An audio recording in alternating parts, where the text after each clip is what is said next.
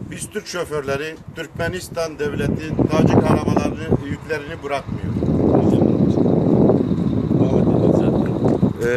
Şu anda 200-250 araca yakın araçlar burada bekliyoruz. Her birimizin 15 gün, 13 gün, 15 gün duruyoruz burada. Burada ne yapacağımızı bilmiyoruz. Türkmenistan devleti bütün diğer devletlerin araçlarını bırakıyor. Sadece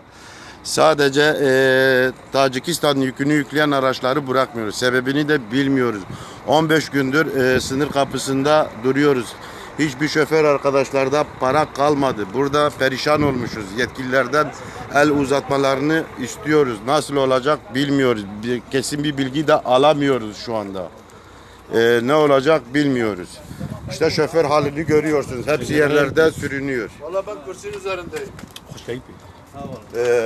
Ne olacak bilmiyoruz. Bekliyoruz şu anda yetkililerden hemen bir cevap gelsin. Eyüp Bey kaç gündür buradasın? Bu 15. gündür. Siz 15. gün. Kaç gün? 15 gün. 15 gün verdiler. İşte herkesin 15 gün, 13 gün burada bekliyorlar. Ne yapacağımızı bilmiyoruz.